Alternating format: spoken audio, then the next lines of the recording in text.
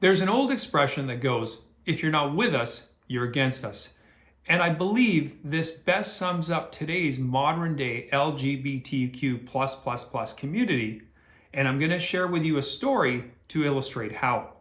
I have a friend of mine. He is a black man. We've been friends forever. His wife is Asian. And a super nice guy. One of the nicest people you'll meet. Doesn't want to offend anybody. Likes to be everybody's friend. Well, he works for the government. And in doing so, his boss, immediate boss, is a gay man, as is a couple of other people in his department. Now, he was asked and tasked to do the role of organizing the Pride Parade festivities for his department. His superiors asked him and said, hey, could you put this together? Could you put an application together, submit it, all of this stuff? Anyway, he, due to his faith, decided, it's not something I really want to do, but I don't also want to offend them. So he passed it on to another coworker who took it on. And he just told him, hey, this guy's going to handle it. I'm not doing it right now. He did not bother sharing a reason as to why, though. He didn't tell them that.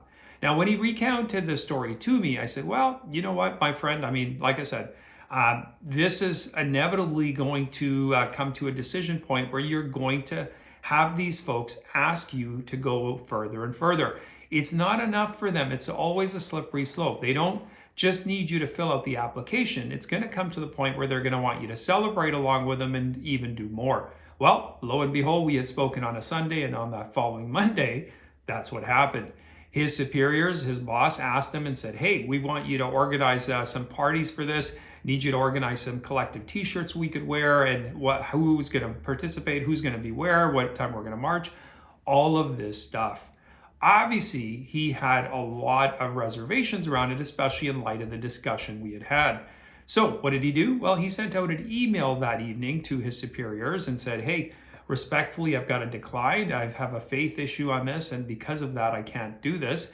I'm more than happy to find somebody within our department who's LGBTQ+, and they could organize all these things that you want. Well, he got a very terse reply back, basically to the effect of, hey, thanks, but no thanks, or whatever it was. It was kind of like, yeah, sure. And before this, just to put things kind of, put him in context, prior to this happening, he was up for a promotion. That's right. There was a promotion within the department that his superiors, his gay boss, had told him, you're perfectly suited for. This is the ideal position. Several other people, heads in his department, said the same thing. They said, hey, you're the best candidate for this position. This is definitely your thing. Well, a day or two after this whole event transpired, that position got posted, and it was going to be for interviews for that position. And lo and behold, his name was no longer on the list. And when he inquired, they said, well, you're not really qualified. You didn't fit any of the criteria. It's not something you're suited for. Huh, that's a big change, no?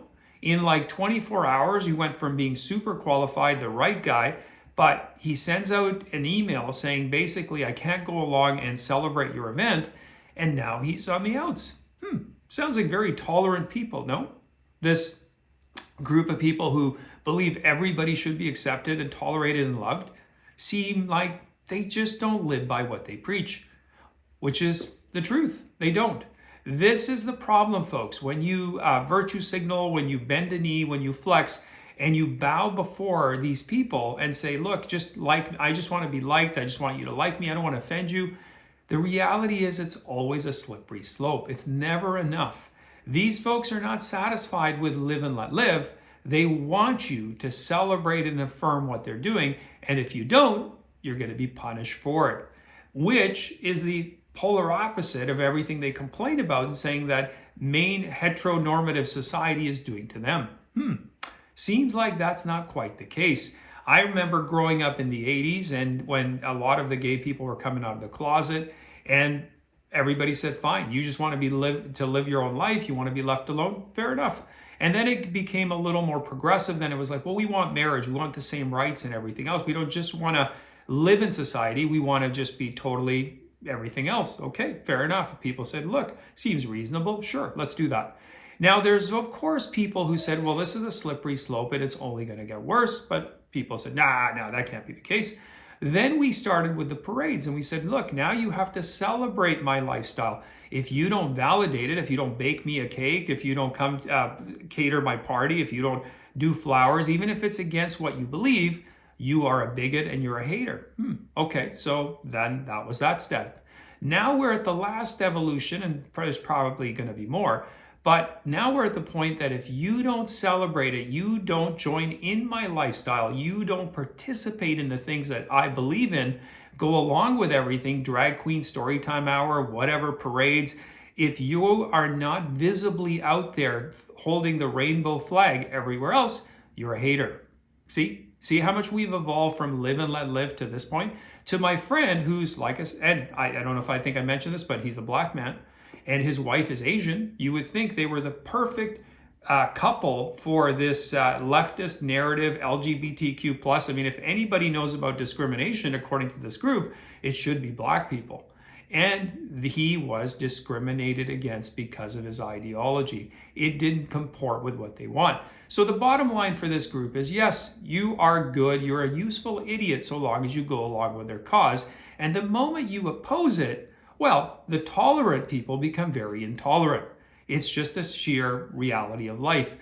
Anyway, I thank you for watching. Please share your comments, your thoughts on this video. You can also follow me on my Rumble and my Locals account. If you haven't yet subscribed to my channel, please do so.